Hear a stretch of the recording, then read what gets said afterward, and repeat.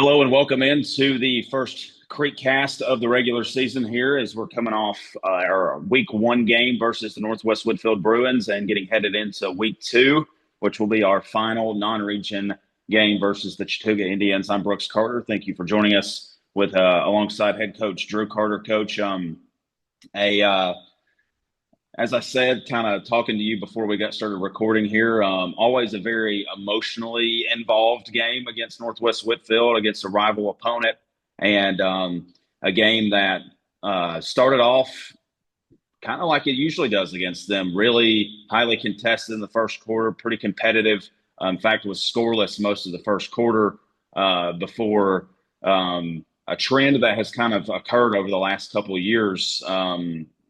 Northwest jumps out with a big second quarter, and it was too much to overcome.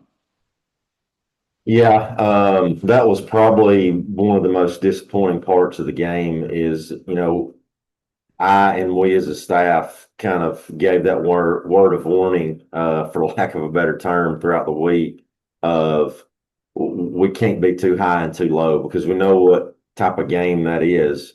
But that gets us off center when it comes to our focus and our ability to play within the scheme, within our fundamentals. So that was disappointing, especially as you look back. It's hard to see that in the moment, but as you look back and you start to see it come unraveled in those ways when we look at the film. So that was really disappointing because you feel like we did. It wasn't like we were just totally outmatched because you saw how we played in the first quarter.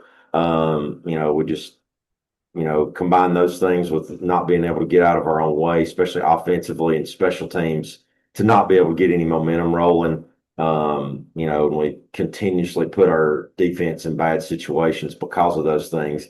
And when you play a team like Northwest that's got the kind of firepower that they got, and the kind of quarterback that they got, especially, eventually the dam's going to break.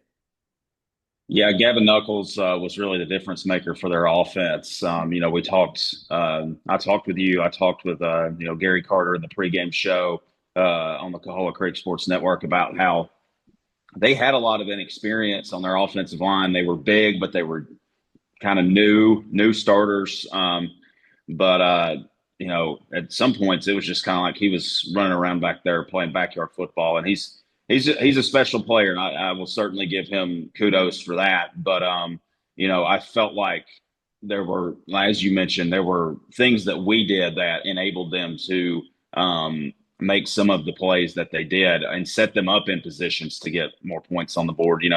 A theme that I noticed throughout the first half was they were consistently starting drives in great field position, a lot of times even in our own territory. Whereas I think our first four drives started, which part of that was us making goal line stands a couple of different times where we got the ball down inside our own 5 yard line. But I think our first 4 or 5 drives started inside our own 15 yard line. And the field position battle was a struggle. Yeah, it was. And like I said, it was, special teams being one of we didn't cover well on any of our punts, I didn't feel like, which is really disappointing because we really spent a lot of time throughout the summer, probably more than we ever have, of getting that stuff installed and drilling it earlier on than we had in the past. And for whatever reason, I don't know if our guys lost their focus, if they were tired, or a combination of the two. Didn't make plays when we needed to, of getting guys on the ground, and being able to get that flipped. And, offensively, we got to be able to put some plays together to get the ball closer out to midfield and flip that field position. But when you're making mistakes like we were, we had some couple pass protection breakdowns. Waylon missed 1 or 2 throws that I feel like he could have made. We got a bad snap a time or two that stalled some drives, that weren't able to get those drives going and out towards midfield and get some momentum going. Just the combination of those things, we can't overcome them. But like we said, probably the most frustrating part is we were making mistakes that I didn't see us make the first 2 scrimmage games, which made us as a staff feel like, we just let that moment and that the game and the emotion get to us too much. Brandon Manus tries to undercut a post route. He hadn't done that all preseason. Little things like that. Tyler Collier being a freshman center hadn't really made any mistakes, and then we have about 3 or 4 bad snaps that, um, kind of stall some drives. And then it's not all those guys' fault. So there's just big moments that are examples in those games. But I know those guys are good players. They're committed, and they're going to get it corrected. Yeah, Tyler Douglas, who's as rock solid as a player as we have on the team, muffs a punt, but Yeah, that's not something I've really seen him do. That wound up canceling each other out. We got a pick off of that turnover a few moments later, but yeah, I think mentally that can, the mental effect of turning the ball over, I think, can sometimes weigh heavy on the team. We'll yeah. get kind of into game recap just in just a second. There's something I thought about as you were talking about, kick and punt coverage. You know, is there ever conversations in the preseason with other coaches about, hey, let's do one live punt or one live kickoff, just to get that on film to see what it looks like? Because you didn't really do any of that, any live settings against another team in the preseason. I remember when I played, we always would do one live kickoff to start the game where you got a chance to go cover a kick, and then likewise to start the second half, you would do one live kickoff where you flipped it and you got a chance to do one live return. Is that just kind of taboo now? Like, why don't teams do that anymore to try to get that on tape or get a live look at what that looks like before the first game of the season? Well, I think it's a combination of things with us. For us, one, it's our depth and our numbers because we have to have so many of our guys that are starters on one side of the ball or the other that we're counting on there to have to play those special teams. So is the risk worth the reward? And then the flip side of that of how we prepare for it is the drill work we do at practice with it may not be full go, but we've got open field tackling drills that simulate those things that you hope has our guys prepared. But it didn't look that way Friday night. And again, that's a frustrating thing because we have spent the time on those things. And then we show up on Friday night and it looks like we haven't. Gotcha. It was just something I had kind of thought about for a second. And I've noticed over the last few years, you're not the only team. Basically, Yeah. no team does any sort of live look on a kickoff anymore in a preseason game. So let's kind of recap some of the stuff we saw in the game Friday night. Let's start with some good stuff here. As defense at times was bend but don't break. The red zone defense I thought was very encouraging. That break that Elijah Faraji made on the ball, scoreless at that point, Northwest decides to go for it on fourth down. It was basically a goal line stand is what I would call it, even though it wasn't a 4th and goal situation. It was a 4th and 1 from the 3-yard line situation. I thought that Northwest went play action. It's really easy to get baited in on those kind of plays down the goal line. That was a phenomenal play, I thought, by Elijah. Excellent closing speed, great read, just all around. That was one of the standout plays of the night. Yeah, that's a prime situation because I think between that one, we had another one, and then we had a pick down the goal line. So, I think we had 3 red zone stops. Those are huge deals for our defense. That's big momentum shift, big confidence boosters too. And that's as a unit as a whole. We've talked so much about how talented our defensive line can be. Obviously, they were being disruptive down there because I think a couple of those series, they set us up with a tackle for loss that put them behind the sticks and got them out of a true goal line situation. Put Northwest offense in a bad situation. But, them just being able to rally around each other is encouraging, and we've got to build off of that kind of stuff.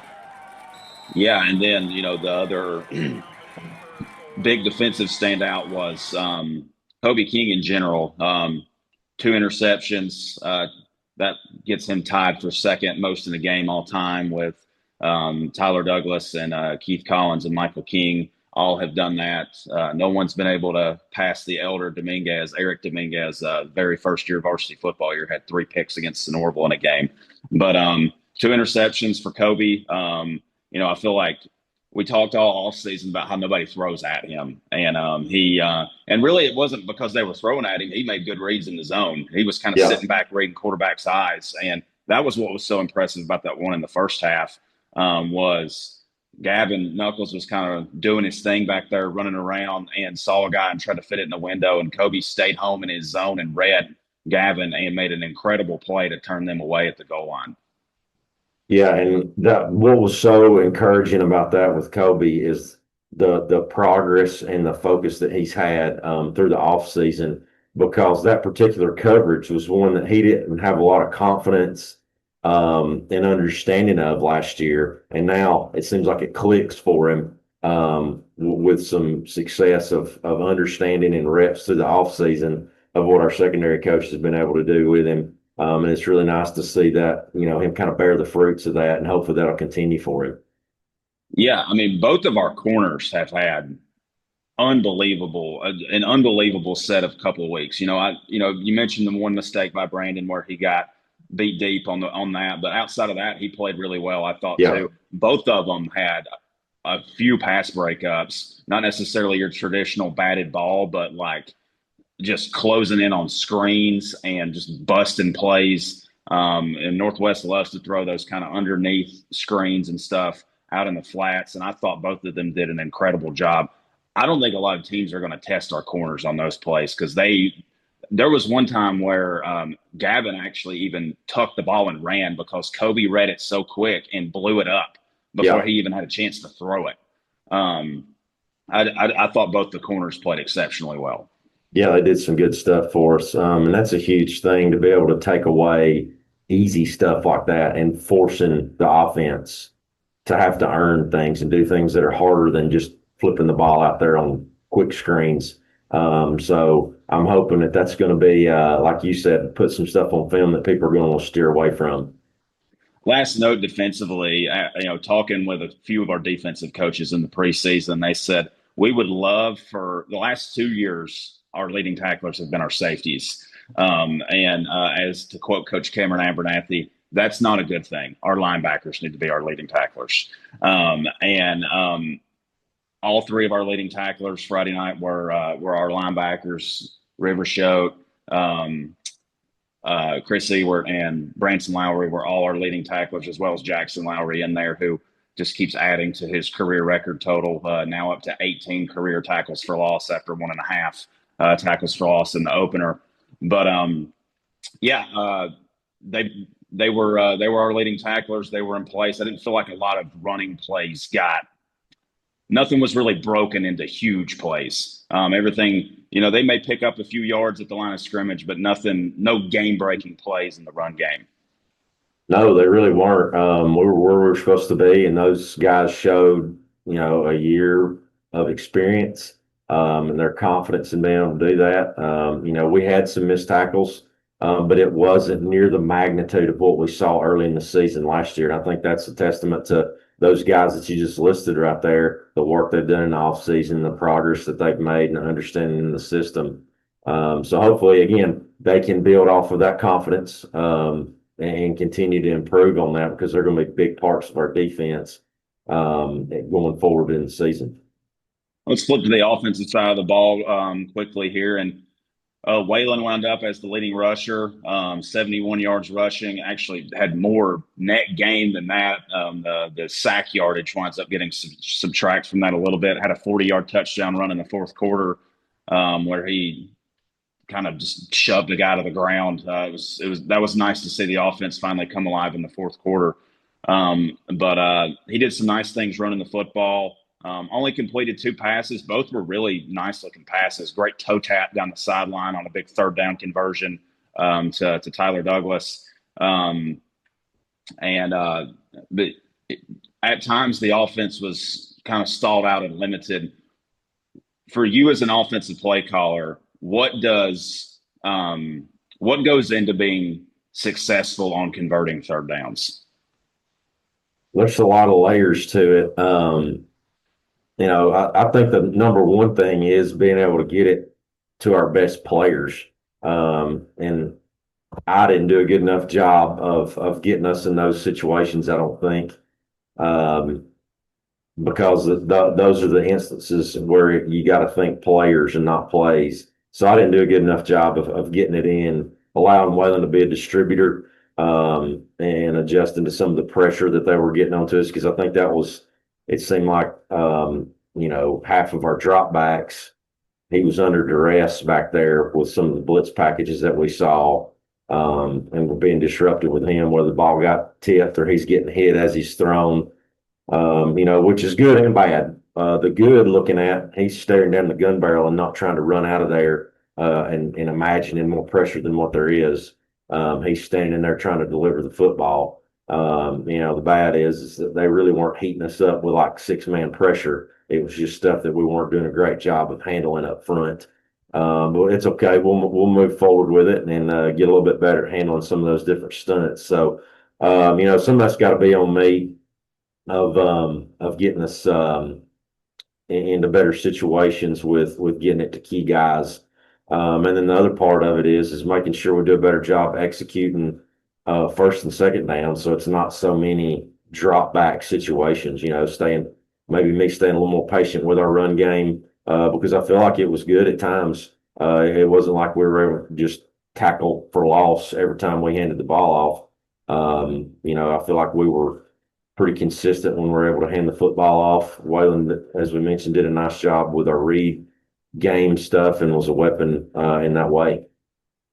Certainly so. A lot more of the playbook available on third and short and third and medium than on third and long. And we were in several situations where it wound up being third and long. So what we're going to do now is we're going to give a little quick shout out to our platinum sponsors, and then we'll flip it over and kind of look ahead to our game versus Chattooga. Plenty of platinum sponsors this year that we are very grateful for. We'll start with our big kind of high-level sponsors, our touchdown sponsor, S&M Auto Repair and Towing, our red zone sponsor, Hernandez Roofing, our kickoff sponsor, Phoenix Roofing Systems, and our first down sponsor that's been with us for a number of years now, Dairy Queen. Very grateful for them. You've heard their commercial on the Coahulla Creek Sports Network broadcast of our games for several years now. The rest of our platinum sponsors here that we're very grateful for: Mohawk Engineered Floors, Keller Williams with the Blankenship team, Lowry Tree Service, Precision Seamless Guttering, Selling North Georgia, Smoky Mountain Wood Products, Textile Rubber, and the Todd Nelson Foundation. So thank you to all of those great platinum sponsors for their support of Coahulla Creek football. Coach, let's look ahead to the Chattooga game coming up. They had a pretty surprising result in my mind. This is a team that made the playoffs last year. I know they had basically a total overhaul of their offense because their offense was centered around one of the best players to come through our area in a long time with Zayden Cook last year, who's now playing FCS football at Wofford. They've always got some talent over there, and they've got two enormous linemen that play defense and offense that are I forget what his name is, big number 0. I mean, he's gotten offers from like Texas. I mean, he's a big time player. But they go out against a rival of theirs, Lafayette, a team that went 0-10 last year, a team we just saw a couple of weeks ago, and they get blanked 25-0. What have you seen from them that presents some challenges? Obviously they've got the big boys and they've always got athletes. Yeah, defensively, you've got to account for them. Most of the time, both those guys are playing their defensive end positions in their 3-3 defense. You never want to get those guys going early where they're making tackles for loss and being able to rush the passer and sack you. So we've got to do a good job early on of establishing ourselves and getting the ball out of our hand of the quarterback and being able to run the football to where they're not involved in making plays in our backfield. Because a lot of times those guys can get frustrated when that's not happening. And what we hope that we can do that and establish some identity as an offense and not get those guys going. Now that motor gets higher and higher for them. They're kind of like sharks when they smell some blood in the water, those type of guys. Then you flip over to the offensive side. Luckily, you mentioned us seeing Lafayette, a little different style, but the wing tee formations, some of the motions and blocking schemes, we've seen that in a live scrimmage setting. a lot of times you worry about not seeing that because it is so different, especially in today's game. Our kids don't, some kids don't even, they've never seen it. They don't know how to line up to it. They don't know where the reads are. But fortunately, we've seen that, and that's going to get us a step ahead, hopefully. Now, obviously, they've got some intricacies that are a little bit different than how Lafayette runs their offense, but I'm hoping that's going to get us a step ahead. But they've got some quick guys playing those little slot backs. So we've got to do a good job fitting the blocks and not let them stretch us and cut. That seems to be their identity in their run game. And then we can't fall asleep on the back end because you get all that eye candy, and then all of a sudden somebody's running down right down the seam wide open because we're all trying to fit the run. Yeah, it'd be the first time they've made a trip back to our place since 2022. That was our lone victory against them. This will be the fourth game all time against Chattooga. We've dropped the last two over at their place the last 2 years. Finally, get that return trip back here to kind of wrap up this 4-year home and home series with them. Excited to have our home opener at the Creek. We're expecting a big crowd. Reserve season tickets sold out once again. I'm actually going to post a link this week. We still have plenty of general season tickets available. I haven't actually really promoted that as much as I probably should have. We've had some people go online and buy those, but $50 gets you 2 tickets in a program. Sit wherever you want as long as it's not in the middle section. Great deal, gets you into 5 home games. I mean, that's $10 for 2 people for all 5 home games. So really excited to get back to the Creek and have our season opener at home there, or home opener, I should say, to wrap up, non-region play. As a coach, what would be your message to invite everybody out to come see us, kick things off at our home place? Well, it's been a long time since we've been at home. We finished on the road week 10 last year. We hadn't scrimmaged at home this year, so hopefully that's got everybody pretty hungry to come out and watch some football at the Creek. It's been a long time since we've been at home. We hope to have it popping pretty good. Our crowd was great. Last week, obviously, as it always is, a short drive to Tunnel Hill. But you feel like we've had pretty good crowds at the scrimmage game. So hopefully that means a lot of excitement around our program, and cheering on our guys to bounce back.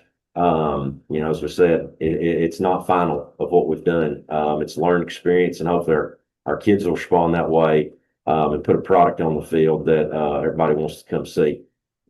Certainly so, certainly so. And, you said it's actually been since game 8 of last year. We finished with 2 road games last year. So we haven't played at home, had any sort of home look. We didn't have spring ball this year for the first time in forever. We didn't have any home scrimmages. We haven't played on our own field in a game setting since game 8 of last year against Union County. So excited to get out and have everyone come see our guys, and just have a home atmosphere in front of our home crowd at the Creek, and hear Jake McGill up on the PA system and get everything going for Friday Night Football at the Creek this year. This has been another edition of CreekCast. We'll be back next week to recap our Chattooga game and get ready to head into region play with another home game against North Cobb Christian. For Coach Drew Carter, I'm Brooks Carter. Thank you for tuning in. We'll see you next time.